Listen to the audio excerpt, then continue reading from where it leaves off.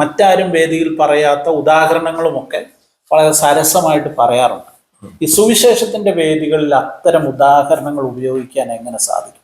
ഞാൻ കയറി നിന്നുകൊണ്ട് മേഘോനാഥ കട്ടാപട്ട കട്ടുപട്ട കട്ടാപറ്റ കക്ഷിതേ കിഞ്ചിത് ബ്രഹ്മ ശിഖി ശിഖി ശീകി ശീഖ്യതേ മണ്ടൂഹസ്യ കകും ബകും ഖഗുബക്കും ഖാഗും ബകും കത്യതേ ഇത്തം വാരിത നാഥ പൂരമകലം വിദ്വജ്ജനയാദിശം എന്ന് പറഞ്ഞാൽ ഈ കൊയ്ത്ത് കഴിഞ്ഞ് കയറി വന്ന വല്യമ്മയ്ക്ക് ഒരു പുല്ലും മനസ്സിലാകത്തില്ല. എൻ്റെ മുമ്പിലിരിക്കുന്ന ജനം ആരാണെന്ന് ആദ്യം ഞാൻ പഠിക്കും. അവർക്ക് വിളമ്പാൻ കൊള്ളാവുന്ന ചരക്കായി വിളമ്പുന്നു. ഒരിക്കൽ കൂടെ എല്ലാവർക്കും ഹല്ലേലൂയ ന്യൂസിലേക്ക് സ്വാഗതം. അസാധാരണ പ്രതിഭയുള്ള അനുഗ്രഹീതനായ ഒരു ദൈവദാസൻ ഇന്ന് നമ്മളോട് കൂടെയുണ്ട്. ഫസ്റ്റ് ലാസർ വി മാത്യു. 75 വയസ്സായി അദ്ദേഹത്തിന്. കഴിഞ്ഞ 3/4 നൂറ്റാണ്ട് കാലത്തെ ജീവിതാനുഭവങ്ങൾ എന്ന് പറയുന്നത് 1 മണിക്കൂർ കൊണ്ടോ ദിവസങ്ങൾ കൊണ്ടോ പറഞ്ഞു തീർക്കുവാനാകുന്നതല്ല. എന്നാൽ അദ്ദേഹത്തിന്റെ പ്രത്യേകിച്ചൊരു ബഹുമുഖ പ്രതിഭ എന്നുള്ള നിലയിൽ അദ്ദേഹത്തിന്റെ ജീവിതാനുഭവങ്ങൾ മലയാളി ക്രൈസ്തവരെ സംബന്ധിച്ചിടത്തോളം വിലമതിക്കാനാവാത്തൊരു നിധിയായിരിക്കും. അദ്ദേഹം എത്രത്തോളം അതൊക്കെ തുറന്നു പറയുമെന്ന് എനിക്കറിയത്തില്ല. എന്തായാലും നമ്മൾ അതിനൊരു ശ്രമം നടത്തുകയാണ്. അദ്ദേഹത്തോട് സംഭാഷണം ആരംഭിക്കുകയാണ്. പ്രേക്ഷകർക്ക് വേണ്ടിയാണ് ഞാൻ ചോദിക്കുന്നത്. അദ്ദേഹത്തിന്റെ വാക്കുകൾക്ക് വേണ്ടി നമുക്ക് കാത്തിരിക്കാം. സ്വാഗതം ചെയ്യാം പാസ്റ്റർ ലാസർ വി മാത്യുവിനെ. 75 വയസ്സായി. അതെ. പുറകോട്ടൊന്ന് തിരിഞ്ഞു നോക്കുമ്പോൾ ഒറ്റ വാക്കി പറഞ്ഞാൽ എന്താ പറയാനുണ്ട്? ഒറ്റ വാക്കിൽ പുറകോട്ട് തിരിഞ്ഞു നോക്കിയാൽ പിന്നെ കണ്ണെടുക്കാൻ തോന്നത്തില്ല, ഒരുപാട് നോക്കേണ്ടി വരും. കാരണം കഷ്ടതയുടെ കാലത്ത് ജനിച്ചു. ദേഹം മൊത്തം ചോറി പിടിച്ചിരുന്നവർക്ക് കുഞ്ഞുകാലമുണ്ട്. സോപ്പില്ല. അന്ന് ഏറ്റവും കാര്യമായി തുണി കഴുകാൻ വാങ്ങിക്കുന്ന നീല സോപ്പ്, അത് നീല സോപ്പ് എന്നാ പറയുന്നത്. അതൊക്കെ ഇട്ടൊക്കെയാ കുളിപ്പിച്ചത്. പിന്നെ കൊടിത്തണ്ട് ചതച്ച് അതുകൊണ്ടാണ് തേക്കുന്നതൊക്കെ. എൻ്റെ അമ്മ അങ്ങനെ തേക്കുന്നൊക്കെ എനിക്ക് ഓർമ്മയുണ്ട്. പിന്നെ ഭക്ഷണം, നല്ല ഭക്ഷണം എന്തോ ചീത്ത ഭക്ഷണം എന്തോ എന്ന് അറിയത്തില്ല. കിട്ടുന്നത് കഴിക്കുക, അതെല്ലാം നല്ല ഭക്ഷണം. അത് തന്നെ തികയത്തില്ല. ഞങ്ങൾ 6 മക്കളായിരുന്നു. 6 പേർക്കും എത്തിക്കുത്തി എൻ്റെ അമ്മ വിളമ്പുമായിരുന്നു. അമ്മയ്ക്ക് ഒരല്പം കിട്ടും, അമ്മയും കഴിക്കും. അതാ ബാല്യകാലം. പിന്നെ വാടക വീടുകളിലൊക്കെ താമസിച്ചു. അപ്പച്ചന് സുവിശേഷകനായിരുന്നു. ഏഴംകുളമായിരുന്നു സ്വദേശം. ഏഴംകുളമാണ്. ജനിച്ചു വളർന്നതല്ല ഏഴംകുളത്താണ്. ഏഴംകുളം മത്തായി വിദേശി എന്നാണ് എൻ്റെ അപ്പൻ അറിയപ്പെടുന്നത്. ഏഴംകുളത്തല്ല, അപ്പച്ചൻ്റെ വീട് വാസ്തവത്തിൽ താമരക്കുളത്താണ്. അമ്മയുടെ വീട് പഴകുളത്തുമാണ്. എൻ്റെ ഏഴംകുളത്തും. അങ്ങനെ 3 കുളത്തിലാണ് ഞങ്ങളുടെ കിടപ്പ്. സാധാരണഗതിയിൽ ഈ ഉപദേശിമാരുടെ മക്കൾക്ക് ഈ സുവിശേഷവുമായിട്ട് ബന്ധപ്പെട്ട എന്തെങ്കിലും കാര്യങ്ങളൊക്കെ ചെയ്യുവാനായിട്ട് വലിയ ബുദ്ധിമുട്ടാണ്, അല്ലെങ്കിൽ അതിനോടൊരു വെറുപ്പുണ്ടാകാനുള്ള സാധ്യതകളുണ്ട്. ഞങ്ങൾക്ക് അങ്ങനെ അല്ലായിരുന്നു. ഞങ്ങളെ ബാല്യം മുതലേ പരസ്യോഗത്തിന് കൊണ്ടുപോകും.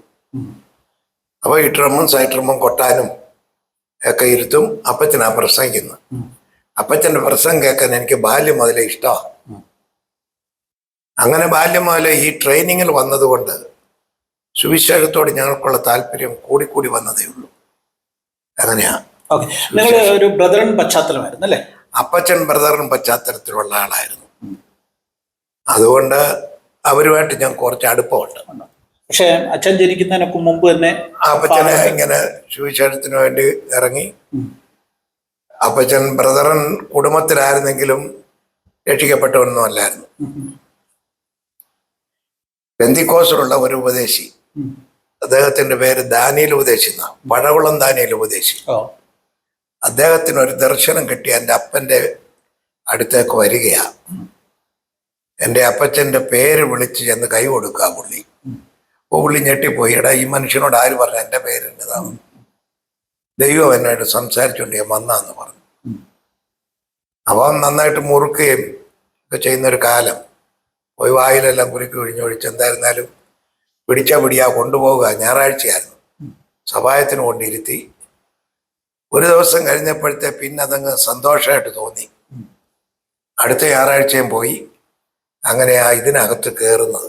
ഓക്കെ. പരിശുദ്ധാത്മാവിന്റെ ശക്തി പ്രാപിച്ചു, അമ്മയും പ്രാപിച്ചു. അങ്ങനെ ആ പെന്തിക്കോസിന് വേണ്ടി തൻ്റെ അടുത്തോടെ നിൽക്കുന്നു. ഈ അമ്മയെ കുറിച്ചുള്ള ഓർമ്മകൾ ഒരു പ്രധാനപ്പെട്ട കാര്യമാണ്. പലപ്പോഴും പ്രസംഗത്തിനകത്തെല്ലാം അത് പറയാറുണ്ട്. വളരെ വികാരപരമായി തന്നെ പറയാറുണ്ട്. പോർക്കളത്തിൽ നാം പൊരുതുക ധീരര എന്നുള്ള പാട്ടൊക്കെ മലയാളിക്ക് മറക്കാനൊക്കാത്ത, വിശ്വാസികൾക്ക് മറക്കാനൊക്കാത്ത, ഇന്നും പാടുന്ന പാട്ടാണ്. അമ്മ എഴുതിയ പാട്ടാണ്. അമ്മയെ കുറിച്ചുള്ള ഓർമ്മകൾ. എൻ്റെ അമ്മ ജനിച്ചു വളർന്നത് ഒരു പഴവളത്തൊരു സാൽവേഷൻ ആർമി കുടുംബത്തിലാണ്. ഇന്ന് സാൽവേഷൻ ആർമി ഒരു വലിയ ആത്മീയ ചൈതന്യമുള്ള ഒരു പ്രസ്ഥാനമായി ഓടുന്ന കാലം. അന്ന് എൻ്റെ അമ്മയും കൂടെ അവർ വിളിച്ച് അവരുടെ സൺഡേ സ്കൂളിൻ്റെ പാഠങ്ങൾ പഠിപ്പിച്ചു. അങ്ങനെയാണ് അമ്മ ഇതിനകത്തേക്ക് തിരിയുന്നത്. എൻ്റെ അമ്മ ബാല്യം മുതലേ, എൻ്റെ അമ്മയ്ക്ക് അമ്മയും അപ്പനും ഇല്ലായിരുന്നു, ചേട്ടത്തിയാണ് വളർത്തിയത്. അങ്ങനെ വളരെ മനോദുഃഖം അനുഭവിച്ചൊരു സിറ്റുവേഷനായിരുന്നു എൻ്റെ അമ്മയ്ക്ക്. പിന്നീട് വിവാഹം കഴിഞ്ഞതിന് ശേഷമാണ് അമ്മയ്ക്കൊരു നല്ല ജീവിതം ലഭിക്കുന്നത്. അവിടെ പോലെ പിന്നെ ഞങ്ങളൊക്കെ ജനിച്ചു ഇങ്ങനെ സന്തോഷത്തോടെ. എൻ്റെ അമ്മ 96 വയസ്സ് വരെ ജീവിച്ചു. 2011 അമ്മ മരിക്കുന്നത്, എൻ്റെ വീട്ടിൽ വെച്ച അമ്മ മരിക്കുന്നത്. വളരെ സന്തോഷമുള്ളവളായിട്ട് കർത്താവിൻ്റെ സന്നിധിയിലേക്ക് പോയി. അമ്മ പ്രസംഗിക്കുമായിരുന്നു, നന്നായിട്ട് പ്രസംഗിക്കായിരുന്നു. പരസ്യങ്ങളിൽ പ്രസംഗിക്കായിരുന്നു അന്നത്തെ പരിപാടി. ആളുകളെ പിടിച്ചു നിർത്തത്തക്കണം എൻ്റെ അമ്മ പാടുകയും പ്രസംഗിക്കുകയും ചെയ്യായിരുന്നു. അതാ ഞങ്ങൾക്ക് കിട്ടിയ ട്രെയിനിങ്. അമ്മയുടെ പാട്ടുകളെ കുറിച്ചൊന്ന് പറഞ്ഞാൽ. അമ്മയുടെ പാട്ടുകൾ അന്നൊക്കെ ഈ ട്യൂൺ ചെയ്യുന്ന പരിപാടിയില്ല. എല്ലാവരും പാട്ടുകൾ പാടി എന്ന മട്ട് എന്നെഴുതും. പണ്ടത്തെ പാട്ടുത്സവത്തിനകത്തൊക്കെ പച്ചപ്പനന്തത്തെ പൊന്നാരപ്പൂമുത്തെ എന്ന മട്ട്, വാ ചന്ദ്ര എന്ന പാട്ട്, ഇങ്ങനെ അങ്ങനെയുള്ള ട്യൂണ് കിട്ടും. പഴയകാല പാട്ട് ഗാനരചയിതാക്കൾ എല്ലാവരും തന്നെ ഈ നാടക ഗാനങ്ങള്, സിനിമാ ഗാനങ്ങളിൽ നിന്നൊക്കെ എല്ലാവരും ഈവൻ സൈമൺ സാർ വരെ ഇങ്ങനെ ട്യൂണ് കിട്ടിയത് കൊണ്ട് എഴുതി വന്നിട്ടുണ്ട്. ആ കൂട്ടത്തിൽ ഒരുത്തിയായിരുന്നു എൻ്റെ അമ്മയും. ഈ പോർക്കളം എന്നുള്ള പാട്ട് തന്നെ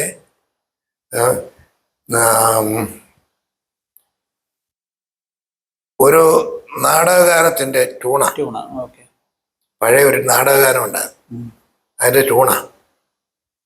ഒരുപാട് പാട്ടുകൾ അമ്മ എഴുതിയതെല്ലാം ഇങ്ങനെയുള്ള പാരഡി പോലുള്ള ട്യൂണുകളായതുകൊണ്ട് ആ ഒരു സീസണിലേക്ക് നിൽക്കും. അടുത്ത പാട്ട് വരുമ്പോൾ അത് അങ്ങോട്ട് കയറാം. അങ്ങനൊരു കാലമായിരുന്നു. ഇപ്പോഴാണ് പിന്നെ റെക്കോർഡ് ചെയ്ത് വെച്ചേക്കുന്നൊക്കെ. അന്നങ്ങനെ റെക്കോർഡിങ് ഒന്നുമില്ല. പാട്ടുത്സവം അച്ചടിക്കും അപ്പച്ചൻ. അതുകൊണ്ട് നടന്ന് വിറ്റും അത് കിട്ടുന്ന നന്മയൊക്കെയാണ് ഞങ്ങൾ ഭക്ഷിച്ചുകൊണ്ടിരുന്നത്. അങ്ങനെ ഉണ്ടായിരുന്നു. അപ്പം അമ്മ എത്ര പാട്ട് എഴുതിയെന്ന് കൃത്യമായിട്ട് പറയാൻ? എന്തായിരുന്നാലും 100-ൽ കവിഞ്ഞിട്ടില്ലെന്നാണ് എൻ്റെ അഭിപ്രായം. മനസ്സിലായി. ഒരുപാട് പാട്ടുകൾ എഴുതിയിട്ടുണ്ട്. അതിൽ ഏറ്റവും ഫേമസ് ആയിട്ടുള്ള പാട്ടാണ് ആളുകൾ ഏറ്റെടുത്തത് ഈ പാട്ടാണ്. അങ്ങനെ ഇത് ഫേമസ് ആയത്. അമ്മ എഴുതിയ ഒരുപാട് പാട്ടുകൾ ഞങ്ങളെ പഠിപ്പിച്ചു. ഞങ്ങളത് നടന്ന് പാടി. അങ്ങനെയാ ഞങ്ങളുടെ ജീവിതത്തിന്റെ ആരംഭങ്ങളെല്ലാം. ഓക്കെ. ഈ ബാല്യകാലം എന്ന് പറയുന്നത് ദാരിദ്ര്യമുണ്ടായിരുന്നു, ബുദ്ധിമുട്ടുകളുണ്ടായിരുന്നു. പക്ഷെ അതൊക്കെയാണ് ജീവിതത്തെ കുറെ കൂടെ പിടിച്ചു. പിൽക്കാലത്തുണ്ടായ പ്രതിസന്ധികളെയൊക്കെ ഈ കാലത്തുണ്ടായ സമൃദ്ധി നമ്മുടെ കുഞ്ഞുങ്ങളെ നമ്മളിൽ നിന്ന് അകറ്റുക. അവരും നമ്മളെക്കാൾ ശ്രേഷ്ഠരായി കഴിഞ്ഞു. 5-ും 6-ും ക്ലാസ്സിലൊക്കെ പഠിക്കുന്ന പിള്ളേർക്കൊക്കെ ഭയങ്കര ബുദ്ധിയാണ്. നമ്മളൊക്കെ അവരുടെ മുമ്പിൽ ഒന്നും ഇല്ലയെന്ന് അവർക്ക് തന്നെ തോന്നി. കാരണം ഇത് അവരുടെ തീറ്റ സാധനമായി മൊബൈല്. അതിനകത്ത് അവർക്കുള്ളതെല്ലാം ഉണ്ട്. നമ്മുടെ കാലം അങ്ങനെയൊന്നും അല്ലായിരുന്നല്ലോ. അതുകൊണ്ട് ദൈവത്തിൻ്റെ കൃപയിൽ ആശ്രയിച്ചും പ്രാർത്ഥിച്ചും. സന്ധ്യയ്ക്ക് പ്രാർത്ഥിച്ചില്ലെങ്കിൽ കഞ്ഞി കിട്ടത്തില്ല. അതുകൊണ്ട് നേരത്തെ പോയി പ്രാർത്ഥിക്കാൻ അങ്ങിരിക്കും. കഞ്ഞി കുടിക്കാൻ വിശന്നിട്ടാ. മനസ്സിലായി. അപ്പൊ അങ്ങനെ ഒക്കെ നിന്നിരുന്ന കാലം ഇപ്പോഴാണ് ഓർക്കുന്ന. അതൊക്കെ എത്ര നല്ല കാലങ്ങളായിരുന്നു. അപ്പൊ പല വീടുകളിലും സന്ധ്യയ്ക്ക് പ്രാർത്ഥനയില്ല. പിന്നെ അടിച്ചു പിടിച്ചൊക്കെയാ കൊണ്ടിരുത്തുന്നത്. പിടിച്ചു പറിച്ച് മാറ്റി വെച്ചേച്ച് കൊണ്ടിരുത്തുക. എനിക്ക് 7 കൊച്ചുമക്കളുണ്ട്. എല്ലാവരും തിരുകൃപയാൽ ഇതിനകത്ത് നിൽക്കുന്നു. നാളെ ഇവൻ എന്താവുമെന്ന് എനിക്ക് പറയാൻ വയ്യ. നമ്മളും നമ്മുടെ കുഞ്ഞുങ്ങളും ഈ വിഷവായു വലിച്ചാ ജീവിക്കുന്നത്. അവരും ഈ സ്കൂളിലാണ് പഠിക്കുന്നത്. ദൈവം തമ്പുരാൻ നിർത്തിയിരിക്കുന്നതുകൊണ്ട് ഇതുവരെ നമുക്ക് അനർത്ഥത്തിന് വ്യസന കാരണമായി തീരാതെ ദൈവം അവരെ പരിപാലിക്കുന്നു എന്നേ പറയാനുള്ളൂ. ഓക്കെ, ഒരു പ്രസംഗകൻ എന്നുള്ള നിലയിലാണ് ലാസർ ബി മാത്യുവിനെ കേരളത്തിലെ വിശ്വാസ സമൂഹം ഏറ്റെടുത്തത്. കാരണം വേദികളിൽ നിന്ന് വേദികളിലേക്ക് സമയമില്ലാതെ അല്ലെങ്കിൽ എത്തിപ്പെടാൻ പോലും പറ്റാത്ത കാലം ഉണ്ടായിരുന്നു. അങ്ങനെ ഒരു കാലഘട്ടം ഉണ്ടായിരുന്നു. അങ്ങനെ ഒരു പ്രസംഗകനായി വളർന്നു വന്നതിന്റെ ഒരു പശ്ചാത്തലം എവിടുന്ന് എങ്ങനെയാണ് അതിലേക്ക് എത്തിപ്പെടുന്നത്? അതിനെക്കുറിച്ച് ചോദിച്ചാൽ എനിക്കറിയത്തില്ല. എന്നെ വിളിക്കുന്നു, ഞാൻ പോയി പ്രസംഗിക്കുന്നു. ഞങ്ങൾ 4 പേര് ഒരുമാതിരിപ്പെട്ട എല്ലാ കൺവെൻഷനുകളിലും പ്രസംഗിച്ചുകൊണ്ടിരുന്ന ഒരു കാലമുണ്ട്. ആരൊക്കെയാണ്? കാനം അച്ഛന്, V A Thomas, Mary Kora, Lazar V Mathew. തീർച്ചയായിട്ടും ഏത് നോട്ടീസ് എടുത്താലും ഞങ്ങളുടെ പേരുകൾ കാണുന്ന ഒരു കാലം. വിഭാഗ വ്യത്യാസമൊന്നും ഒരു വ്യത്യാസവും ഇല്ലാതെ ഞങ്ങൾ പ്രസംഗരാ. ഞങ്ങൾ ആരുടെയും സഭയുടെ പ്രവർത്തകരല്ല, പ്രസംഗിക്കാൻ നടക്കുക. അതുകൊണ്ട് ഞങ്ങളെ ആളുകൾ വിളിച്ചു. ഇപ്പം അവർ 3 പേരും അക്കരയ്ക്ക് പോയി, ഞാൻ ഒരുത്തൻ മാത്രം ശേഷിച്ചിരിക്കുക. എൻ്റെയും സമയം അടുത്തു എന്ന് എനിക്കറിയാം, എന്നാലും വിളിക്കുന്നിടത്തൊക്കെ പോവുകയാണ്. ഈ ആദ്യത്തെ പ്രസംഗം ഓർമ്മയുണ്ടോ? ആദ്യത്തെ പ്രസംഗം മുമ്പ് ഞാൻ പലയിടത്ത് പ്രസംഗിച്ചിട്ടുണ്ട്, കൂട്ടായ്മകളിലൊക്കെ. ഒരു കൺവെൻഷന് പ്രസംഗിച്ചത് എനിക്ക് 20 വയസ്സ് പ്രായമുള്ളപ്പോഴാണ്. ഈ കൂട്ടായ്മകൾ എന്ന് പറഞ്ഞാൽ പെന്തിക്കോസ് കൂട്ടായ്മകളല്ല, യാക്കോബക്കാരുടെ കൂട്ടായ്മകളാണ്. അവിടുത്തെ പ്രസംഗരാ ഞങ്ങൾ. അവരുടെ പാട്ടും പ്രാർത്ഥനയൊക്കെ ഞങ്ങൾക്ക് അറിയാം. ബാല്യം മുതലേ അവരുമായി ബന്ധപ്പെട്ട് ഞങ്ങളുടെ നാട്ടിൽ പെന്തിക്കോസ് ഞങ്ങൾ ഒറ്റ കുടുംബമേ ഉള്ളായിരുന്നു. ബാക്കിയുള്ള എല്ലാം യാക്കോബക്കാരാ. പിന്നെ കത്തോലിക്ക സ്കൂളിലാണ് പഠിച്ചതൊക്കെ. ഞങ്ങൾ പ്രായമായി ഒരു എന്തെങ്കിലുമൊക്കെ 4 വാക്ക് പറയാൻ സമയമായപ്പം അവരുടെ കൂട്ടായ്മ യോഗങ്ങളിൽ ഞങ്ങളെ വിളിക്കും, പോകും. അപ്പം ഞങ്ങൾക്കുള്ള ബെനിഫിറ്റ് എന്ന് പറയുന്നത് അന്നത്തെ അത്താഴമൊക്കെ അവിടെ കൊണ്ടുപോകും. പോയി പ്രസംഗിക്കുമായിരുന്നു. കൗമായൊക്കെ ചൊല്ലാൻ ഇപ്പോഴും അറിയാം. അന്നും തുടങ്ങിയിട്ടാൽ മതി, ബാക്കി അവർ ചൊല്ലിക്കോളും. വാവായിക്കുമ്പോൾ തന്നെ ശുദ്ധമുള്ള റൂഹായിക്കും സ്തുതി എന്ന് പറഞ്ഞാൽ ബാക്കിയുള്ളത് അവർ പറഞ്ഞുകൂടാ, നമുക്ക് സാരമില്ല. ഇടയ്ക്ക് പിന്നെ നമ്മുടെ സമയം വരുമ്പോൾ അതിൻ്റെ ബാക്കി ഇച്ചിരിട്ട് കൊടുക്കണം, ഇത്രയേ ഉള്ളൂ. പിന്നെ പ്രസംഗിച്ചത് എന്തുവാന്നുള്ളത് ഗ്രഹിക്കാനുള്ള കഴിവുള്ളവരല്ലേ ഇരിക്കുന്നത്. എന്നാലും നമ്മൾ അടുക്കടുക്കായിട്ട് പോകണം, കാരണം അവരങ്ങനെ പഠിച്ചിട്ടുള്ളത്. അങ്ങനെ ശീലം ഉണ്ടായിരുന്നു. 1. 2, കൺവെൻഷൻ പ്രസംഗിക്കാൻ കിടന്നത് എൻ്റെ 20ാമത്തെ വയസ്സിലാണ്. അത് പെണ്ണുക്കര കരിമ്പിലെന്ന് പറയുന്ന വീട്ടില്, ആ വീട്ടു വളപ്പിൽ നടത്തിയ ഒരു മുറ്റത്ത് യോഗം ഇപ്പൊ പറയുന്ന പോലെ യോഗ. എൻ്റെ ഫാദറും ജ്യേഷ്ഠനുമായിരുന്നു പ്രസംഗം. ജ്യേഷ്ഠൻ പ്രസംഗിക്കാൻ അന്ന് സമയത്തിന് എത്തിയില്ല. ഇവിടെ പോയിട്ട് ബസ്സിലാണ് വരേണ്ടത്. സമയത്തിന് എത്താതെ വന്നതുകൊണ്ട് എന്നോട് ചുമ്മാ അത് ചോദിച്ച അപ്പച്ചൻ, അവനെ കണ്ടില്ലല്ലോ, നിനക്ക് പ്രസംഗിക്കാമോ എന്ന്. അങ്ങനെ ഞാൻ കയറി ഏറ്റതാ ആദ്യത്തെ പ്രസംഗം. അന്ന് ആദ്യം പ്രസംഗിച്ച സബ്ജക്റ്റ് 1 തെസ്സലോനിക്കർ 4-ാം അധ്യായം 16-17 വാക്യങ്ങൾ. കർത്താവ് താൻ ഗംഭീരനാദത്തോടും പ്രധാനതൻ്റെ ശബ്ദത്തോടും ദൈവത്തിൻ്റെ കാഹളത്തോടും കൂടെ സ്വർഗത്തിൽ നിന്നിറങ്ങി വരും. കർത്താവിൻ്റെ വരവെങ്കിലെ 3 അതിപ്രധാനമായ 3 ശബ്ദങ്ങൾ, അതായിരുന്നു വിഷയം. കർത്താവിൻ്റെ ഗംഭീരനാദം, പ്രധാനദൂതൻ്റെ ശബ്ദം, ദൈവത്തിൻ്റെ കാഹളം. ഈ 3 കാര്യങ്ങൾ പറഞ്ഞ് അന്നേണ്ട 1.5 മണിക്കൂർ ഞാൻ പ്രസംഗിച്ചു. അന്ന് എൻ്റെ അപ്പന് വലിയ സന്തോഷമായി. പിറ്റേ യോഗങ്ങൾക്ക് ഞങ്ങളിങ്ങനെ ടീമായിട്ട് കറങ്ങുക. പിറ്റേ യോഗങ്ങൾക്ക് എൻ്റെ പേരൂടെ നോട്ടീസിനകത്തിട്ടു, ലാസർ ഉപദേശി. അത് കണ്ട് ഞാൻ ഒത്തിരി നേരം ചിരിച്ചു. കാരണം ആദ്യം കാണുക ഇങ്ങനൊരു പേര്. അന്നു മുതൽ പ്രസംഗിച്ചു, ഇന്ന് വരെയും കൃപയാൽ പ്രസംഗിക്കുക. എത്ര വേദികളിൽ പ്രസംഗിച്ചത് അങ്ങനെ കണക്കൊന്നും അതൊന്നും അറിയാൻ വയ്യ. പക്ഷെ അറിയാവുന്നൊരു കണക്കുണ്ട്. 8 മണിക്കൂർ കണ്ടിന്യൂസ് ആയിട്ട് പ്രസംഗിച്ചു. അത് പ്രസംഗിച്ചു. അത് ചരിത്രം മാവേലിക്കര IM ഓഡിറ്റോറിയത്തിൽ ടിക്കറ്റ് വെച്ചാ പ്രസംഗിച്ചത്. ടിക്കറ്റ് വെച്ച കാര്യം പിന്നെ പറയാം. ഇത് അന്ന് ടിക്കറ്റ് വെച്ചതിന് കാരണമുണ്ട്, മനസ്സിലായി. 1, ജനത്തെ നിയന്ത്രിക്കണം. 2, ഈ വരുന്നവർക്ക് ഭക്ഷണം കൊടുക്കണം. അതിന് എൻ്റെ പണമില്ല. അതിന് ആളെ നോക്ക് 30 രൂപ വെച്ചായിരുന്നു ടിക്കറ്റ്. അപ്പം അവർക്കെല്ലാം ഉച്ചയ്ക്ക് 1 മണിക്കൂർ റെസ്റ്റ്. ആ സമയത്ത് എല്ലാവർക്കും ഭക്ഷണം അറേഞ്ച് ചെയ്തു. പുതാക്ക കുഞ്ഞപ്പിച്ചാൻ്റെ ഭാര്യ മോളിയാന്ന് അതിൻ്റെ കാര്യങ്ങളൊക്കെ ക്രമപ്പെടുത്താൻ മുമ്പിൽ നിന്ന് വെച്ചു. കുഞ്ഞപ്പിച്ചാൻ വിട്ടതാ. ഒരിക്കൽ എന്നോടത്തെ സ്നേഹമുള്ളവരായിരുന്നു. അപ്പം വളരെ സന്തോഷത്തോടു കൂടി ആ മീറ്റിങ്ങൊക്കെ കഴിഞ്ഞു. നല്ല മീറ്റിംഗ് ആയിരുന്നു അത്. എന്തുവായിരുന്നു അന്നത്തെ സബ്ജക്ട്? എന്തുവായിരുന്നു? മഹത്വവാനായ ക്രിസ്തു, ഇവൻ എത്ര മഹാൻ എന്ന് നോക്കുവീൻ. അതാണ് ഒരു മെയിൻ പ്രസംഗം അല്ലേ? അതിന്റെ ഇത് ടൈറ്റിൽ കൊടുക്കുന്ന മഹത്വവാനായ ക്രിസ്തു. അത് ക്രിസ്തുവിന്റെ ജനനം മുതൽ 2ാം വരവ് വരെ അതിനകത്ത് ഉൾക്കൊള്ളിച്ച് 8 മണിക്കൂർ പ്രസംഗിച്ചു. എത്ര പേരുണ്ടായിരുന്നത്? ഒരു 1000 താഴെ കാണത്തുള്ളൂ, അത്രേ ഉള്ളായിരുന്നു. എന്നാലും ഈ ടിക്കറ്റ് വെച്ച് പ്രസംഗം നടത്താനുള്ള ഒരു ധൈര്യം അത് സമ്മതിക്കണം. അല്ല, അത് നേരത്തെ അങ്ങ് ചെയ്താ. പലരും പറഞ്ഞു അങ്ങനെ ചെയ്യല്ലേ എന്നൊക്കെ പറഞ്ഞായിരുന്നു. ഞാൻ ഈ ആളുകൾ അധികം പറയുന്നത് ശ്രദ്ധിക്കാൻ നിൽക്കത്തില്ല. എനിക്കൊരു ചിന്തയുണ്ട്, അതിനനുസരിച്ച് ഞാൻ കയറുക. അതിന് സമയം ഉണ്ടായത് ഈ കിടങ്ങന്നൂരെ മീറ്റിങ്ങാണ്. കിടങ്ങന്നൂർ കുഞ്ഞുമോൻ എന്ന് പറയുന്ന ആൾ ഇപ്പോഴും അദ്ദേഹം ഉണ്ടല്ലോ, കല്ലുമല കുഞ്ഞച്ചാൽ. അന്ന് അവർ മാർത്തമായി നിൽക്കുന്ന കാലമാണ്. അവരാണ് ടിക്കറ്റ് വെച്ച് ഞങ്ങളെ പ്രസംഗിക്കാൻ വിളിച്ചത്. ഇതിനു മുമ്പ് അങ്ങനെ ഒരു ഉണ്ടായി. അത് അവരുടെ YMCയുടെ ധനശേഖരണാർത്ഥമാണ് വെച്ചത്. അപ്പൊ ആള് കൂടിയപ്പോ എനിക്ക് മനസ്സിലായി ടിക്കറ്റ് വെച്ച ആള് കൂടും. അന്ന് ഈ പറഞ്ഞ ഇവർക്ക് ഭക്ഷണം കൊടുക്കാൻ നിവൃത്തിയില്ലാഞ്ഞിട്ട് ആരുടെ കയ്യിൽ നിന്ന് 30 രൂപ വെച്ച് ചോദിക്കണ്ട, ടിക്കറ്റ് വെച്ചേക്കാന്ന് വെച്ചു. ടിക്കറ്റ് വെച്ചു. വന്നു ആളുകള്, ദൂരെ നിൽക്കുക ആളുകൾ വന്നു. എല്ലാവരും ടിക്കറ്റ് എടുത്ത് അകത്ത് കയറിയത്. അവർക്കെല്ലാം ഉച്ചയ്ക്ക് നമ്മൾ ഭക്ഷണവും കൊടുത്തു. സന്തോഷത്തോടെ നല്ല കൂട്ടമായിരുന്നു. ഭക്തവത്സരമൊക്കെ ഉണ്ടായിരുന്നു പാടാനും. പാട്ട് ഒരു പ്രധാനപ്പെട്ട ഘടകമായിരുന്നു ജീവിതത്തിന്റെ എല്ലാ രംഗത്തും. പാട്ടിനോട് വല്ലാത്തൊരു സ്നേഹമുണ്ട്, ഇപ്പോഴും ഉണ്ട്. വേദികളിലൊക്കെ നന്നായിട്ട് പാടാൻ കഴിവുള്ള, ഈ വേറൊരു അർത്ഥത്തിൽ പറഞ്ഞാൽ പ്രസംഗത്തോടൊപ്പം പാട്ടും കൂടെ ചേർത്ത് കൊണ്ടുപോകുവാനായിട്ട് സാധിച്ചിട്ടുണ്ട്. പാട്ട് പഠിച്ചിട്ടുണ്ടോ ഔദ്യോഗികമായിട്ട്? ബാല്യത്തില് സംഗീതം പഠിപ്പിക്കാനായിട്ട് എൻ്റെ അപ്പൻ MP ദാസ് എന്ന് പറയുന്ന ആശാനെ വീട്ടിൽ വരുത്തിയിട്ടുണ്ട്. അദ്ദേഹം സംഗീതത്തിൻ്റെ ചെറിയ ഭാഗങ്ങളൊക്കെ ഞങ്ങളെ പഠിപ്പിച്ചു. ഇൻസ്ട്രുമെന്റ്സ് പഠിപ്പിച്ചു. ബാല്യത്തിലെ ഇൻസ്ട്രുമെന്റ്സ് വായിക്കും.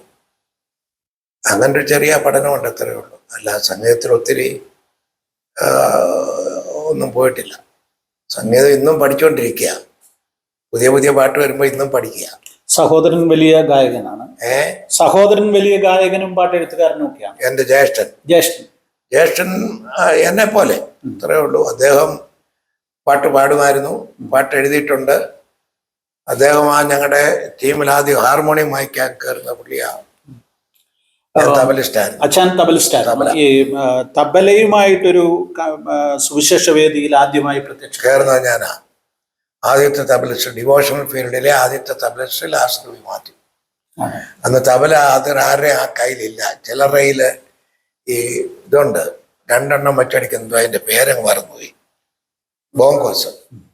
ബോങ്കോസ് ചിലര് ഉപയോഗിച്ച് തുടങ്ങുന്ന കാലം. അതിന് മുമ്പേ ഞാൻ തബലയുമായിട്ട് കയറി. ഞാൻ പഠിച്ച തബല വായന. അടൂരിലെ സന്തോഷ് മ്യൂസിക് ക്ലബ് എന്നും പറഞ്ഞൊരു ക്ലബ് ഉണ്ടായിരുന്നു. അവിടെ പട്ടാളത്തിൽ നിന്ന് പിരിഞ്ഞു വന്ന ദയാൽ എന്ന് പറയുന്ന മാസ്റ്റർ എന്നെ പഠിപ്പിച്ചത്. കുറച്ചാൾ പഠിച്ചു. പിന്നെ ഞാൻ തബല വാങ്ങിച്ചു. ഞാൻ തന്നെ വേദികളിൽ വായിച്ചു തുടങ്ങിയപ്പോൾ അങ്ങനെ അങ്ങ് പ്രാക്ടീസായി. പണ്ട് ഭക്തവത്സലമൊക്കെ ഇവിടെ പാടാൻ വരുമ്പോൾ ഞാൻ ആ തബല ഭക്തൻ്റെ കൂടെ പാടുന്നവരെ ഇവളായിരുന്നു. പീറ്ററിൻ്റെ വൈഫ് നിർമ്മല. പിന്നെ ഇവിടെ മരിച്ചുപോയ ഒരു അപ്പനും മോനും കൂടെ മരിച്ചു പോയല്ലോ, ഈ കാവുംഭാഗത്ത് കൂതിയോട്ട് കുഞ്ഞും കുഞ്ഞിൻ്റെ മോളൊരുത്തിയുണ്ട്.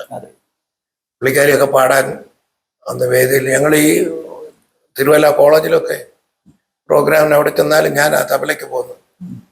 അങ്ങനെ ഒരു കാലമുണ്ടായിരുന്നു. അന്ന് എനിക്കൊരു 10-25 വയസ്സ്, 24-25 വയസ്സേ പ്രായമാണ്. വീണ്ടും പ്രസംഗത്തിലേക്ക് വന്നാൽ, പ്രസംഗത്തിലെ തനതായ ഒരു വഴി വെട്ടി തുറന്നൊരു വ്യക്തിയാണ്. അത് എൻ്റെ അപ്പനാ ചെയ്തത്. ഫാദറാ എൻ്റെ ഗുരു. എൻ്റെ അപ്പൻ്റെ പ്രസംഗം കേട്ട് ഞാൻ ഒത്തിരി സന്തോഷിച്ചിട്ടുണ്ട്. ആ ആളുകളെ ആകർഷിക്കാൻ ബഹുമെടുക്കനായിരുന്നു എൻ്റെ അപ്പൻ. ചുമ്മാ ചന്തയിലോട്ട് ഇറങ്ങി നിന്ന് ഒരു ശ്രുതിപ്പെട്ടി എന്ന് പറയുന്ന ഒരു സാധനമുണ്ട്, അവിടോട്ട് ചേർത്ത് വെച്ച് ഇങ്ങനെ പിടിക്കുമ്പോൾ ശ്രുതി കിട്ടും. പാടുമായിരുന്നു, നന്നായിട്ട് പാടുമായിരുന്നു. അപ്പൊ അങ്ങനെ അപ്പച്ചൻ പാട്ട് പാടുമ്പോൾ ആളുകൾ വന്നങ്ങ് കൂടും, അവിടെ നിന്ന് പ്രസംഗിക്കും. വന്നവൻ തിരിച്ചു പോകത്തില്ല, പ്രസംഗം കഴിഞ്ഞേ പോകും. ആ ഒരു പാഠവും അപ്പനിൽ നിന്ന് കിട്ടിയതാണ്. ഞാൻ ആ പരസ്യത്തിൽ 3.5 മണിക്കൂർ പ്രസംഗിച്ചിട്ടുണ്ട്, കണ്ടിന്യൂസ്. അത് പഴവളത്തായിരുന്നു. പഴവളത്ത് അങ്ങനെ പറയാനൊരു കാരണമുണ്ടായി. ഓണക്കാലത്ത് 2 കൂട്ടരെ അവര് ആക്ഷേപിച്ചു വിട്ടു നാട്ടുകാര്. നായന്മാരുടെ ഒരു സെന്ററാ, പിന്നുള്ളത് മുസ്ലിങ്ങളാ. ദൈവമക്കൾ വളരെ കുറവാണ്, വിശേഷിച്ച് ക്രിസ്ത്യൻസ് പൊതുവെ അവിടെ ഇല്ല. അപ്പൊ ഞങ്ങളുടെ നാട്ടുകാരൻ ഏഴംകുളത്തുകാരൻ ഒരു കീവർച്ചാൻ അവിടെ ഒരു കാപ്പിക്കട നടന്നു. ഞാൻ കീവർച്ചാൻ്റെ അടുത്ത് ചെന്ന് അവരുടെ കടയിൽ നിന്ന് കറണ്ട് കുത്തി എടുത്തുകൊണ്ട് 2 കോളാമ്പി വെച്ച്, അന്ന് കോളാമ്പിയാ പരസ്യത്തിന് പ്രസംഗിക്കാൻ. അന്ന് ഈ പറഞ്ഞ പോലെ എൻ്റെ അളിയൻ്റെ ഒരു ജ്യേഷ്ഠനുണ്ട് ഭാഗവതര, പുള്ളിക്കാരന് ഞാനും ഉണ്ട്. അപ്പോൾ പുള്ളിയും പാടും, ഞാനും കൂടെ പാടുക. ഒരു ഹാർമോണിയവും തബലയും കൂടെ വെച്ച് ഞങ്ങൾ പാടി. ആള് കൂടി കഴിഞ്ഞപ്പോൾ ഞാൻ പറഞ്ഞു ഇരുന്നോളാൻ പറഞ്ഞു. അദ്ദേഹത്തെ ഇരുത്തിയിട്ട് ഞാൻ പ്രസംഗം തുടങ്ങി. ക്രിസ്തുവിനെ കുറിച്ച് നിങ്ങൾക്ക് എന്ത് തോന്നുന്നു, അവൻ ആര്? ഇതായിരുന്നു എൻ്റെ പ്രസംഗം അന്ന്. യേശു ക്രിസ്തുവിനെ കുറിച്ച് അന്ന് പ്രസംഗിച്ച 3.5 മണിക്കൂർ. KP റോഡിൽ ആളുകൾ വന്നങ്ങ് തിങ്ങുക. അപ്പുറത്ത് ചന്ത, ഇപ്പുറത്ത് ഞങ്ങൾ പ്രസംഗിക്കുന്നു. വണ്ടി വരുമ്പോൾ മാത്രം മാറിക്കൊടുക്കും, തലേ കൊട്ടയം വെച്ചുകൊണ്ട് ഇങ്ങനെ കേട്ടുകൊണ്ട് നിൽക്കുക.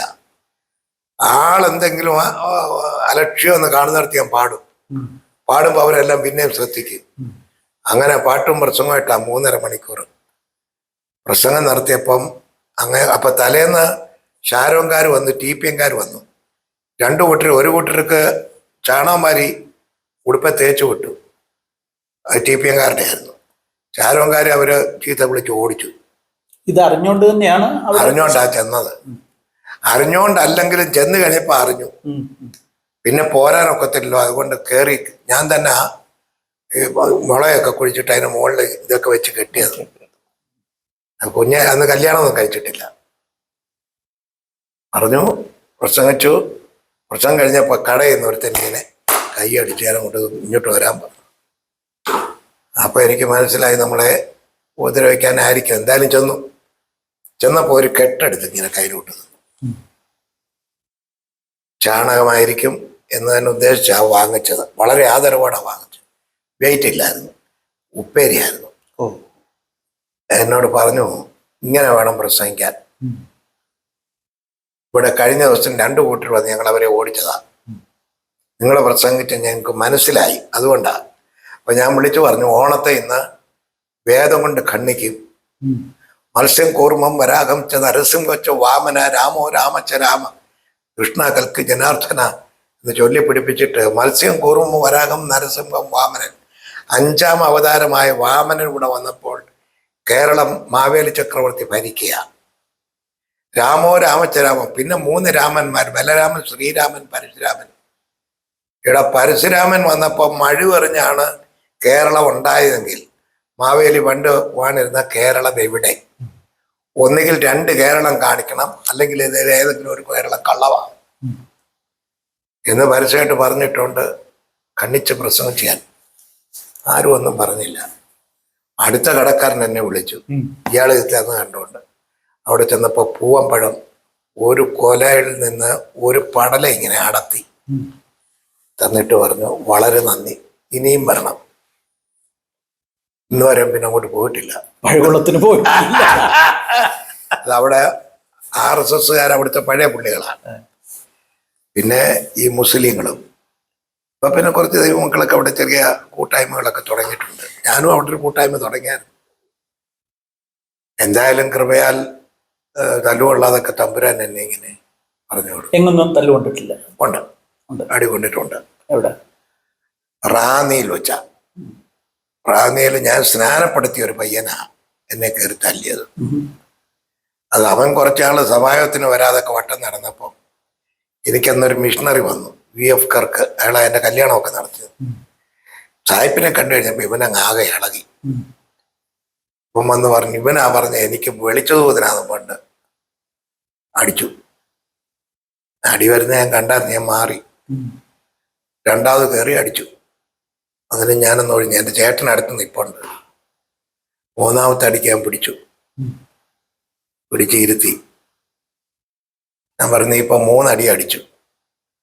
ഞാൻ ആരാന്ന് ബുദ്ധിയുള്ളവനാണ്, നീ അറിഞ്ഞേനെ. ഞാൻ തല്ലിയാൽ നീ അട്ട ചുരുളുമ്പോൾ ഇപ്പോൾ ഇവിടെ ചുരുളും. പൊക്കോടാ എന്ന് പറഞ്ഞു. അപ്പോൾ ചേട്ടൻ ചോദിച്ചു, എന്തുവാടാ? ഞാൻ പറഞ്ഞു, പിന്നെ അടിക്കുക. എന്നിട്ട് ഞാൻ പറഞ്ഞു, അടിച്ചു വെച്ചു പോയി, ഇത്രയേ ഉള്ളൂ. പിന്നെ പിറ്റേ ആഴ്ച കൈ ഒടിഞ്ഞ് ഇങ്ങനെ കെട്ടി തൂക്കിക്കൊണ്ട് എൻ്റെ അടുത്ത് ക്ഷമ ചോദിക്കാൻ വന്നു. ഇപ്പം ഇല്ല, പുള്ളി മരിച്ചുപോയി. അങ്ങനെ പിന്നെ പലയിടത്തൊന്നും ബഹളമൊക്കെ ഉണ്ടായിട്ടുണ്ട്. കയറി കൈ വെച്ചത് ഇവനേ ഉള്ളൂ. ഇപ്പം ഇല്ല, അവൻ പോയി. ഒരു പ്രസംഗകൻ എന്നുള്ള നിലയിൽ ഒരു താൻ പോരുമയുള്ള പ്രസംഗം, ഏതാ ഒരു താൻ പോരുമയുള്ള ആളായിരുന്നു അല്ലേ? ആർക്കും വിധേയപ്പെടുന്ന ആളല്ലായിരുന്നു. അതിൻ്റെ ആവശ്യം ഉണ്ടായിട്ടില്ല. ഇല്ല. കാരണം ഞാൻ എങ്ങൊന്നും ആരുടെയും ബൈബിൾ സ്കൂളിൽ പഠിച്ചിട്ടില്ല. ഇല്ല. ആർക്കും ശിഷ്യപ്പെട്ട് പഠിച്ചതുമല്ല. ഇത് പ്രാർത്ഥിച്ചും 10-21 ദിവസം ഉപവസിക്കുമായിരുന്നു. അതിരിക്കുമ്പോൾ ദൈവം തരുന്ന വെളിപ്പാടുകൾ കുറിക്കും. അതാ ഞാൻ എൻ്റെ പ്രസംഗത്തിൽ ഉപയോഗിച്ചുകൊണ്ടിരിക്കുന്നത് ഇന്ന് വരെ. അതാ. പിന്നെ എന്തെങ്കിലും ഫോളോ ചെയ്തിട്ടുണ്ടെങ്കിൽ എൻ്റെ അപ്പൻ.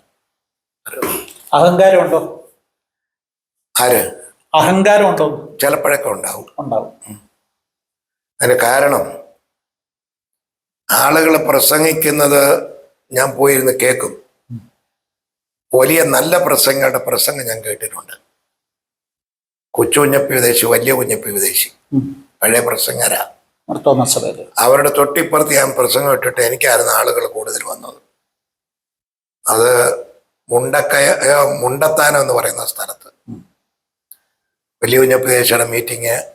അവിടെ കവിഞ്ഞ ആളുകൾ വന്നപ്പം പുള്ളി ചോദിച്ചത്, ഇടയില്ല ഇവിടെ ഇതൊക്കെ എവിടെ പോവാ ആളുകൾ? ഞാൻ പറഞ്ഞു, ഏഴംകുളം ഗ്രൂപ്പ് അപ്പുറത്തുണ്ട്, അവിടെ പോവാന്ന്. അവിടെ അവന്മാർ കൊള്ളാമല്ലോ എന്ന് പറഞ്ഞാൽ വലിയ കുഞ്ഞപ്പി ദേശി അദ്ദേഹം മരിച്ചുപോയി. തമ്മിൽ കണ്ടിട്ടുണ്ട്. പിന്നെ ആശാരി ഉപദേശിയുടെ കൂടെ കുറച്ച് നാളുണ്ടായിരുന്നു. ആശാരിയുടെ പ്രസംഗത്തിന്റെ സ്റ്റൈൽ എനിക്ക് മനസ്സിലായി. ആശാരിയുടെ പ്രസംഗത്തിനകത്ത് ഒരു കഴമ്പും ഇല്ലെന്ന് മനസ്സിലായി. വെറുതെ തകർക്കുക, നിന്നെയും കൊല്ലും ഞാനും ചാവുമെന്നങ്ങ് പറയുക. ഒരൊറ്റ പോയിന്റ് അതിനകത്തുനിന്ന് എടുക്കാനില്ല. എന്നാൽ ആശാരി വലിയ പ്രസംഗിയായിരുന്നു, പേര് കേട്ട പ്രസംഗിയായിരുന്നു. അയാളുടെ പേര് ചുമ്മാതെ എഴുതി വെച്ചാലും ആള് കൂടുമായിരുന്നു. ഞാൻ കുറച്ചാൾ പുള്ളിയുടെ കൂടെ സഹകരിച്ചു. ചേട്ടനും ഉണ്ടായിരുന്നു. പിന്നെ അപ്പച്ചൻ വന്ന് ഞങ്ങളേക്ക് വിളിച്ചുകൊണ്ട് പോകുന്നതാണ്. ആശാരി ഒരു അസാധാരണ വ്യക്തിത്വമായിരുന്നു അല്ലേ? കാരണം പുള്ളിക്കാരൻ്റെ പ്രസംഗത്തിലെ പോയിന്റ് ഒന്നും അല്ല വിഷയം. പുള്ളിയുടെ അവതരണത്തിന്റെ ശൈലി അത് ഗംഭീരമാണ്. അതുപോലെ വേറെ ആരും ഒത്തിട്ടില്ല ഇതുവരെ. ആശാരിക്ക് പകരം ആശാരി മാത്രം. ആശാരിയെ അനുകരിക്കാൻ വല്ലതും ശ്രമിച്ചിട്ടുണ്ടോ? ഇല്ല, അത് അനുകരിക്കാൻ ഈ കൊള്ളത്തില്ലെന്ന് മനസ്സിലായി. ആശാരിയെ നമ്മൾ അനുകരിക്കാൻ തുടങ്ങിയാൽ നമ്മൾ നശിക്കും. ആശാരിയുടെ കൂടെ നിന്ന് കാര്യങ്ങൾ ക്രമപ്പെടുത്തവനായിരുന്നു ഇവന് നമ്മുടെ ദാനിയേൽ മാത്യു. ഞാൻ ഒരിക്കൽ ചെന്നപ്പോൾ ഇവൻ അവിടെ പിള്ളേരെ എടുക്കുകയൊക്കെ ചെയ്യുക. ദാനിയേൽ മാത്യു കുറച്ച് നാൾ പുള്ളിയുടെ കൂടെ ഉണ്ടായിരുന്നു. അത് കഴിഞ്ഞ് പുള്ളി മാറി. പിന്നെ ആ പുള്ളിക്ക് കാശുമൊക്കെ ഒത്തത്. ആശാരി ഒരു കാര്യമുണ്ട് കേട്ടോ, സ്നേഹമുള്ളവനായിരുന്നു. പുള്ളിയെ കഴിച്ചില്ലേലും നമുക്ക് വേണ്ടത് ചെയ്യും. അങ്ങനെ ഒരു വലിയ സ്നേഹിതനും കുഞ്ഞുങ്ങളെയൊക്കെ ദൈവം വിധത്തിൽ അനുഗ്രഹിച്ച് നിലനിർത്തിയിരിക്കുന്നു. പുള്ളിയെ പല കാര്യങ്ങളും ലോകർക്ക് ആർക്കും അറിയാൻ വയ്യാത്തൊക്കെ എനിക്കറിയാം. പലർക്കും അറിയാൻ വയ്യാത്ത പല കാര്യങ്ങളും എനിക്കറിയാം. ഞാൻ പുറത്ത് പറയാറില്ല. അയാൾക്ക് കൊടുത്ത സമയത്ത് അയാൾ പണി ചെയ്തു, അയാൾ പോയി. ഈ ലാസർ വി മാത്യു എന്ന പ്രസംഗകനെ അല്ലെ അദ്ദേഹത്തിന്റെ പ്രസംഗങ്ങളെ വിമർശന വിധേയമാക്കിയാൽ ഞങ്ങൾക്ക് പറയാൻ പറ്റുന്ന ഒരു കാര്യം, ഒരു നിരീക്ഷകൻ എന്നുള്ള നിലയിൽ, ഈ സഭ്യമല്ലാത്ത എന്ന് പറയാനൊക്കത്തില്ല, സഭ്യമാണ് എങ്കിൽ പോലും ദ്വയാർത്ഥ പ്രയോഗങ്ങളും വളരെ കുറിക്കുകൊള്ളുന്ന അല്ലെങ്കിൽ മറ്റാരും വേദിയിൽ പറയാത്ത ഉദാഹരണങ്ങളുമൊക്കെ വളരെ സരസമായിട്ട് പറയാറുണ്ട്. ഈ സുവിശേഷത്തിന്റെ വേദികളിൽ അത്തരം ഉദാഹരണങ്ങൾ ഉപയോഗിക്കാൻ എങ്ങനെ സാധിക്കും? അതില് അറിയേണ്ടത് എന്റെ മുമ്പിൽ വന്നിരിക്കുന്ന ജനം ആരാണെന്ന് അറിയണം. ഞാൻ കയറി നിന്നുകൊണ്ട് മേഘോനാഥ കട്ടാപട്ട കട്ടുപട്ട കട്ടാപറ്റ കക്ഷിതേ കിഞ്ചിത് ബ്രഹ്മ ശിഖി ശിഖി ശീകി ശീക്കതെ മണ്ടൂഹസ്യ കകും ബകും ഖഗുബക്കും ഖാഗും ബകും കത്യതെ ഇത്തം വാരിത നാഥ പൂരമകലം വിദ്വജ്ജനയാദിശം എന്ന് പറഞ്ഞാൽ ഈ കൊയ്ത്ത് കഴിഞ്ഞ് കയറി വന്ന വല്യമ്മയ്ക്ക് ഒരു പുല്ലും മനസ്സിലാകത്തില്ല. എന്റെ മുമ്പിലിരിക്കുന്ന ജനം ആരാണെന്ന് ആദ്യം ഞാൻ പഠിക്കും. അവർക്ക് വിളമ്പാൻ കൊള്ളാവുന്ന ചരക്കായി വിളമ്പുന്നു. ദൂരെ നിൽക്കുന്നവർ വീക്ഷിക്കുന്നത് നമ്മളെ ഒന്നിൽ വലുതായിട്ടോ അല്ലെ ചെറുതായിട്ടോ എങ്ങനെ അവർക്ക് കാണാം. അവരുടെ കണ്ണാടിയുടെ വലുപ്പം അനുസരിച്ചായിരിക്കും അത്.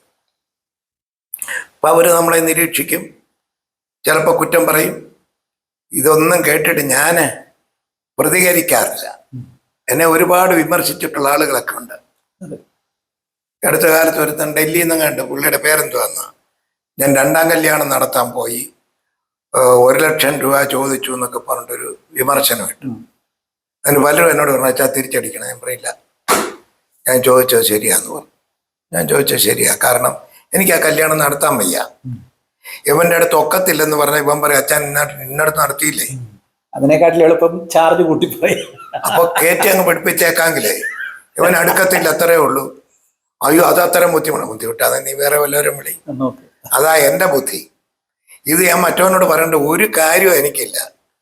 ഞാൻ ചോദിച്ചത് ശരിയാ, എനിക്ക് 1,00,000 രൂപ വേണ്ടി വരും എന്ന് പറഞ്ഞപ്പോൾ ഞാൻ കണക്കാക്കിയത് ടീം എൻ്റെതാ, ഗായക സംഘം, അവർക്ക് പണം കൊടുക്കണം, വണ്ടിക്കൂലി, എടുക്കുന്ന ഓഡിറ്റോറിയത്തിൻ്റെ കാശ്, പിന്നെ നമ്മുടെ ശുശ്രൂഷയ്ക്ക് ലഭിക്കുന്ന നന്മ, ഇതെല്ലാം കൂടെ കണക്കാക്കിയാണ് നമ്മൾ ഈ കാര്യം പറഞ്ഞത്. ഇതൊന്നും അവനോട് പറയേണ്ട കാര്യമില്ല. അത് എനിക്ക് വയ്യ നടത്താൻ. അതുകൊണ്ട് ഞാൻ ഒഴിഞ്ഞതാ, ഒഴിയാൻ പറഞ്ഞ വാക്കുകളാ. ഇത് നമ്മളെ എന്തെങ്കിലുമൊക്കെ പറഞ്ഞ് പഴിക്കാനിരിക്കുന്നവർ പഴിച്ചോട്ടെ. ചില നാൾ പഴിയില്ലാതെ നിന്നില്ലേ, ഇനി കുറച്ചാൾ പഴിക്കട്ടെ. ഈ വിമർശനങ്ങളെ ഒക്കെ അങ്ങനെ ഒരു മൈൻഡ് സെറ്റോടെ നേരിടാനായിട്ട് എപ്പോഴും ഞാൻ ഇതുവരെ എതിര് പറയാൻ പോയിട്ടില്ല. ഇല്ല. എൻ്റെ ജോലി അതല്ല. എൻ്റെ ജോലി ആ സമയം കൂടെ വായിക്കുക, പഠിക്കുക, കുറിക്കുക. ഇച്ചിരി സമയം കിട്ടിയാൽ ചിലപ്പോൾ ക്ഷീണം ഉണ്ടെങ്കിൽ ഉറങ്ങും. ആരുടെയും വീട്ടിൽ പോകത്തില്ല. ചുമ്മാ ഇരിക്കുമ്പോൾ വല്ലവരോടും കാര്യം പറയാൻ ഞാൻ പോവുകയില്ല. എന്നെ അവിടെ എങ്ങും ആർക്കും ഒന്നും പിടിക്കാനൊക്കത്തില്ല. എന്നെ യോഗം കഴിഞ്ഞ് വളരെ പർപ്പസായിട്ട് പല വീടുകളിൽ കൊണ്ട് കിടത്താൻ പലരും നോക്കിയിട്ടുണ്ട്. എന്തിനാന്ന് ചോദിച്ചാൽ എൻ്റെ പേരിലൊരു ബ്ലാക്ക് മാർക്ക് ഉണ്ടാക്കാനെന്ന് എനിക്ക് വ്യക്തമായിട്ട് അറിയാം. ഈ ക്ഷണിച്ച അസംബ്ലീസ് കൂടി 10 വർഷം ഉണ്ടായിരുന്നു ഞാൻ. ഒറ്റ ഒരുത്തന്നെ വീട്ടിൽ കിടന്നുറങ്ങിയിട്ടില്ല. അച്ഛാ ഇന്നാണ്ട് അവിടെ ഒരു വലിയ പാർട്ടികളാ, AC റൂമാന്ന് ഞാൻ എനിക്ക് പറ്റുകയില്ല. AC റൂമിലൊന്നും കിടന്ന് പരിചയമില്ല, മൂക്കടയ്ക്കും. ഞാനാ പോവുക. അച്ഛാ എന്നാൽ കഴിക്കുന്നുമില്ല.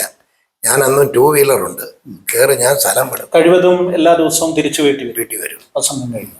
അതല്ല ദൂരെ കൂടുതലാണെന്നുണ്ടെങ്കിൽ എനിക്ക് പരിചയമുള്ള, എന്നെ സ്നേഹിക്കുന്ന, എന്നെ മാനിക്കുന്ന, എന്നെ കരുതുന്ന പുള്ളികളുള്ളതെന്ന് എനിക്കറിയാം. അവരുടെ വീട്ടിൽ ഏത് രാത്രിയിലും പോയി വിളിക്കാം. വിളിച്ചിട്ട് ഞാനാ എന്ന് പറഞ്ഞാൽ അവർ കഥ തുറക്കും. കിടന്നുറങ്ങി രാവിലെ എഴുന്നേറ്റ് പോരും. എൻ്റെ ജീവിതത്തിൽ ഒരു ക്വസ്റ്റ്യൻ മാർക്ക് ഇടാൻ സൗകര്യം കൊടുക്കാതെ ദൈവത്തപ്പുരാൻ എന്നെ ഇതുവരെ നടത്തി.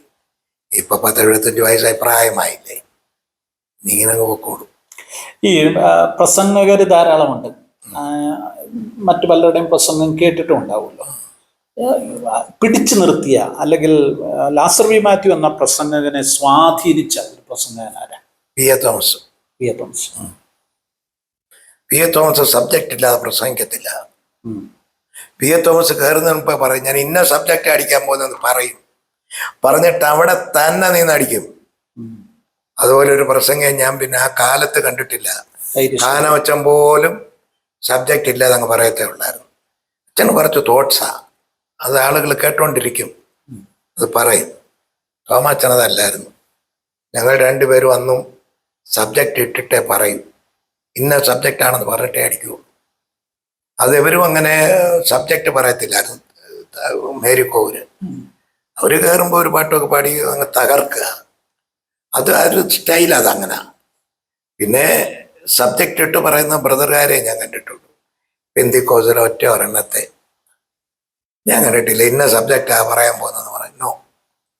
അവരങ്ങ് തുടങ്ങുക, പിന്നെ അവരങ്ങ് അവസാനിപ്പിക്കുക, അത്രയേ ഉള്ളൂ. യേശുവിനെ ഉയർത്തണം. ക്രിസ്തുവിന്റെ കാൽവറി ഉയർത്താതെ ഒരൊറ്റ പ്രസംഗം നടത്തത്തില്ല. ജനത്തെ ആഹ്വാനം ചെയ്യണം കർത്താവിങ്കിലേക്ക്. അതിനാ നമ്മളെ ഇറക്കി വിട്ടേക്കുന്നത്. അത് ചെയ്യണം. ചെയ്തില്ലെങ്കിൽ എന്തിനാ പ്രസംഗിക്കുന്നത്? വെറുതെ കിടന്ന് അലയ്ക്കുന്നത് എന്തിനാ? ഇപ്പോഴും അതാ ചെയ്യുന്നത്. ദൈവം അനുവദിച്ചാൽ അടുത്ത ഞായറാഴ്ച വൈകിട്ട് കരിപ്പുഴ ഒരു കോളനിക്കകത്തൊരു മീറ്റിംഗ് ഉണ്ട്. പാറ്റുകാരും കുടിക്കാരും ഒരൊറ്റ പെന്തിക്കോസ് പോലും അതിനകത്ത് എന്നെ വിളിച്ചിരിക്കുക. ഞാൻ പറയാൻ വരാം. അവിടെ ചെന്നാലും എന്തോ പറയേണ്ടതെന്ന് എനിക്കറിയാം. സുവിശേഷം പറയും. അതിന് പിൻപിൽ എന്തെങ്കിലും തിക്തഫലങ്ങളുണ്ടോ? സന്തോഷം. അടിയാണോ? സന്തോഷം. ഒരു പ്രശ്നമില്ല. അത് ഏക്കണം നമ്മൾ. അതാ സുവിശേഷകന്റെ മാർഗം. അത്രേ ഉള്ളൂ. എനിക്ക് ഏറ്റവും ഇഷ്ടപ്പെട്ടത് തോമാച്ചന്റെ പ്രസംഗമായിരുന്നു. ഒത്തിരി വിവാദങ്ങൾ ഉണ്ടായിട്ടുണ്ടല്ലോ അതെന്തൊക്കെയാ? ഇപ്പൊ അസംബ്ലീസ് ഓഫ് കോഡുമായിട്ട് ബന്ധപ്പെട്ട വിഷയം. അസംബ്ലീസ് ഓഫുമായിട്ട് ഒരു വിവാദവും ഇല്ല. ഞാൻ രാജി എഴുതി കൊടുത്തതാ. ഞാൻ പോന്നു കഴിഞ്ഞപ്പോൾ അവര് പോയല്ലോ എന്നുള്ള നിലയിൽ വല്ലതൊക്കെ പറഞ്ഞെങ്കിൽ എനിക്ക് ഉത്തരവാദിത്വമില്ല.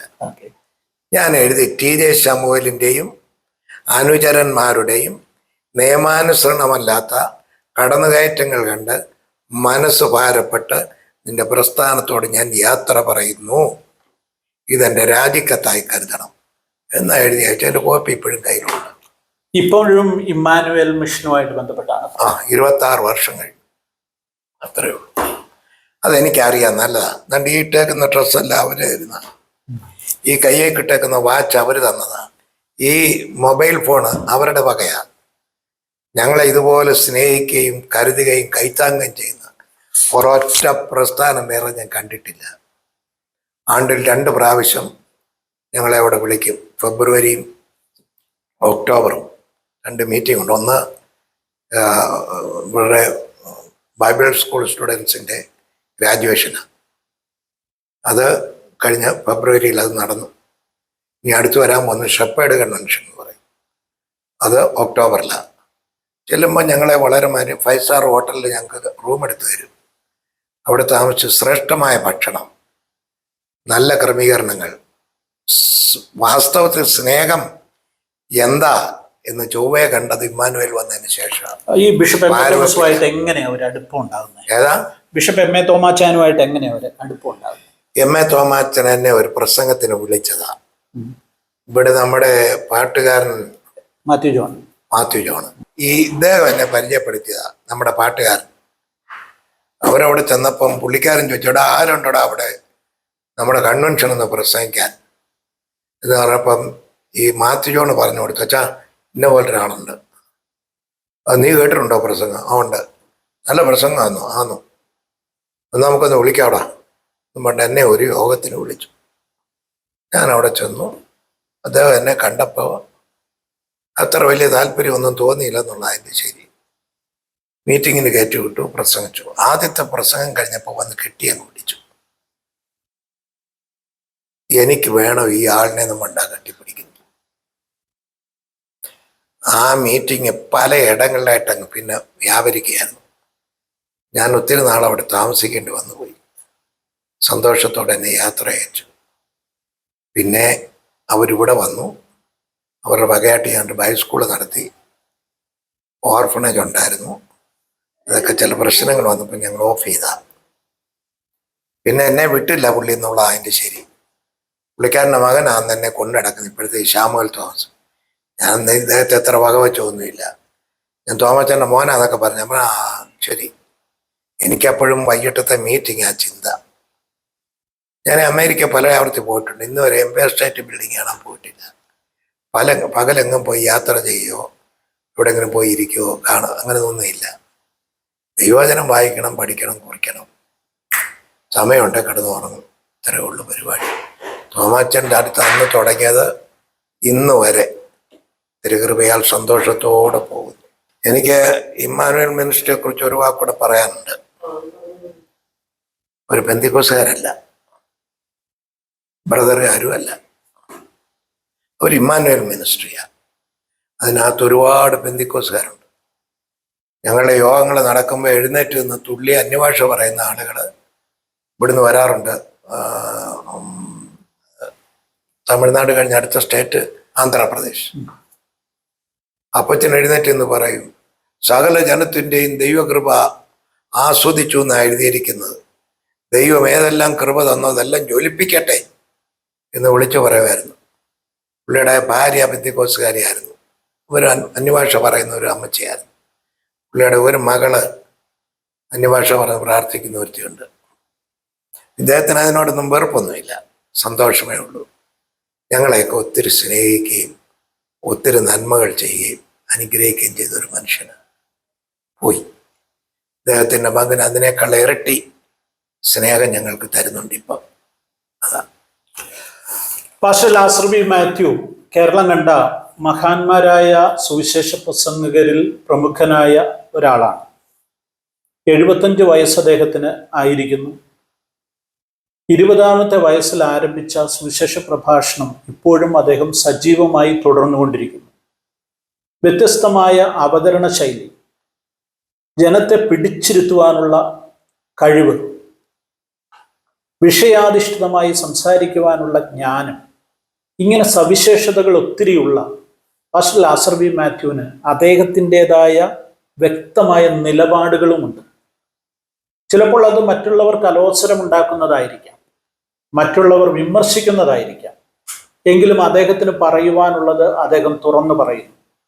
അദ്ദേഹത്തിന് സമൂഹത്തോട് അറിയിക്കുവാനുള്ളത് അറിയിക്കുന്നു. ഈ അഭിമുഖം ഇവിടെ അവസാനിക്കുന്നില്ല. തുടർന്നും അദ്ദേഹവുമായിട്ട് നമ്മൾ സംസാരിക്കുന്നതായിരിക്കും. എല്ലാവർക്കും നന്ദി.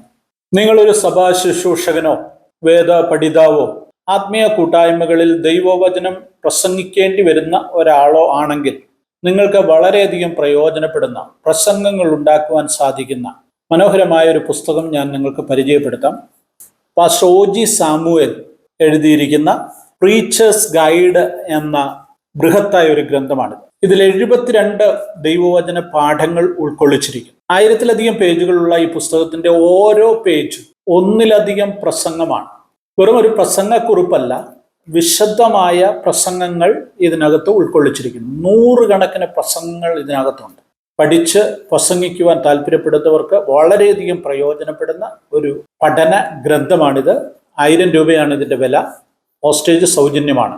മാത്രവുമല്ല, ഈ പുസ്തകത്തോടൊപ്പം നിങ്ങൾക്ക് മനോഹരമായ മറ്റൊരു പുസ്തകം സൗജന്യമായി ലഭിക്കും.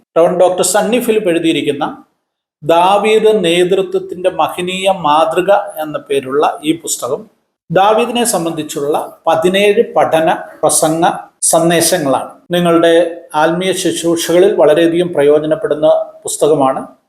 പ്രീച്ചേഴ്സ് ഗൈഡ് വാങ്ങുമ്പോൾ ഈ പുസ്തകം നിങ്ങൾക്ക് സൗജന്യമായി ലഭിക്കും. സ്ക്രീനിലുള്ള ഫോൺ നമ്പറിൽ നിങ്ങളുടെ വിലാസം വാട്സപ്പ് ചെയ്യുക. പോസ്റ്റേജ് സൗജന്യമായി രജിസ്ട്രേഡ് പോസ്റ്റിൽ ഈ പുസ്തകം നിങ്ങൾക്ക് ലഭിക്കുന്നതായിരിക്കും.